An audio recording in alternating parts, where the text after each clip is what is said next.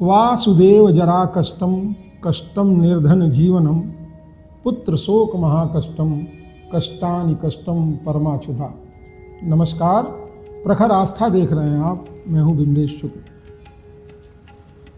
धर्म के बारे में तमाम तरह की बातें की जाती हैं। पुण्य भी कई तरह के होते हैं, लेकिन कौन सा पुण्य किसको कितना लगता है, ये या तो ईश्वर तय करता है या समय तय करता है। महाभारत बीत चुका था, युद्ध खत्म हो गया था, पांडवों का राज्य आ गया था। पांडवों ने राजसूय यज्ञ का एक आयोजन किया और उस राजसूय यज्ञ में जब यज्ञ समाप्त हो गया तो बहुत बड़े भूभाग पर राजसूय यज्ञ किया गया था। वहाँ बहुत सारे हवन कुंड और बहुत सारे मंत्रोच्चार हुए थे, बहुत सारा दान पुण्य हुआ था, बहुत सारे लोगों को भोजन कराया गया था, बहुत सारे पुण्य कार्य किए गए थे। यज्ञ के बाद पांडव वहीं बैठे हुए थे, कुछ विद्वत ब्राह्मण भी वहाँ बैठे थे, ऋषि मुनि आचार्य बैठे थे। तभी उन्होंने देखा कि एक नेवला यज्ञ की भूमि में हवन कुंडों के इर्द गिर्द हवन की राख में बड़ी तेजी से दौड़ता था, लौटता था, फिर खड़ा होता था, इस कुंड से उस कुंड, उस कुंड से अगले कुंड। इसी तरह से वो लगातार हवन कुंडों में जहाँ आग बुझ चुकी थी, केवल राख बची थी, भस्मी बची थी, उस भस्मी में जा करके वो लौटता रहता था। पांडवों को बड़ा आश्चर्य हुआ, ऋषियों को बड़ा आश्चर्य हुआ, सबको बड़ा आश्चर्य हुआ।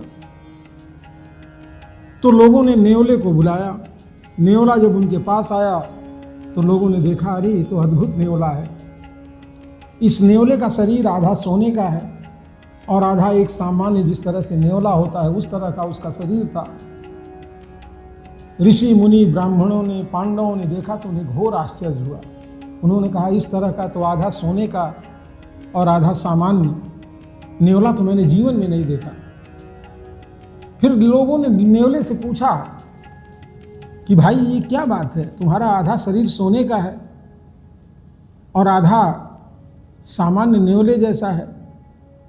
तो नेवले ने कहा, राजन, एक बार की बात है, एक राज्य में बड़ा दुर्भिक्ष पड़ा था, अकाल पड़ गया था, कुछ भी फसल पैदा नहीं हुई, लोग त्राहि त्राहि कर रहे थे, लोग भूखों मर रहे थे। संपन्न लोगों के घर में भी खाने का सामान भरपूर नहीं था। ऐसे समय में मैं भी भूख से आकुल व्याकुल होकर के गांव गांव भटक रहा था। तो एक दरवाजे पर मैं गया, वहां बाहर एक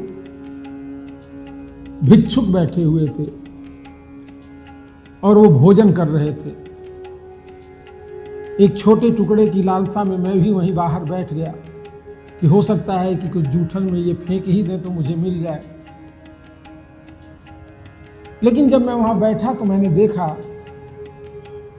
कि वो जो भूखे व्यक्ति थे, जिनके घर का आतिथ्य उन्होंने स्वीकार किया था, वह घर एक बहुत गरीब प्राणी का था, बहुत गरीब आदमी का था।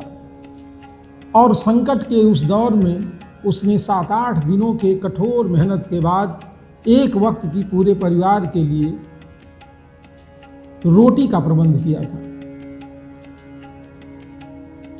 उस घर की गृहिणी ने समय ज़्यादा न लगे इसलिए सारे आटे को इकट्ठे सान करके, इकट्ठे तैयार करके एक मोटी रोटी बनाई। उस परिवार में कुल 4 लोग थे, पति पत्नी और 2 बच्चे। तो रोटी के 4 टुकड़े कर दिए गए और 4 टुकड़ों में एक एक टुकड़ा हर एक व्यक्ति के हिस्से में उस परिवार के आ गया था। और उसी समय वो भूखे हुए व्यक्ति उनके घर जब पहुँचे, जो भूख से व्याकुल थे, 20 दिनों से भूखे थे, उन्होंने उस परिवार के पास पहुंच करके प्रार्थना की कि मुझे कुछ भोजन दे दो, मैं 15-20 दिनों से लगातार भूखा हूँ, पेट में अन्न का एक दाना नहीं गया, मैं मरणासन स्थिति में हूँ। तो उस घर के मुखिया ने अपने हिस्से के रोटी का टुकड़ा उनको दे दिया। अब वो साक्षात नारायण थे, हो सकता है परीक्षा लेने गए हों या जो भी हो। उन्होंने एक टुकड़ा खाया, उन्होंने कहा कि भूख तो और बढ़ गई, अगर एक टुकड़ा और मिल जाता तो आनंद आ जाता। फिर इस गृह स्वामिनी ने अपने हिस्से की रोटी का टुकड़ा उनको खिला दिया। उस टुकड़े को खाने के बाद फिर उन्होंने कहा कि एक टुकड़ा अगर और मिल जाता तो शायद मेरी भूख मिट जाती। गृहिणी ने अपने बड़े बच्चे के हिस्से की रोटी भी उनको दे दी और इस तरह से चौथे रोटी का टुकड़ा भी उन्होंने मांग करके खा लिया। पूरी रोटी खाने के बाद वो संतुष्ट हुए और जब कुल्ला करने लगे तो कुल्ला करने में मुंह धो करके जब वो पानी की पीक मारे तो वही पीक नेवले के आधे शरीर पर पड़ी और वो सोने का हो गया।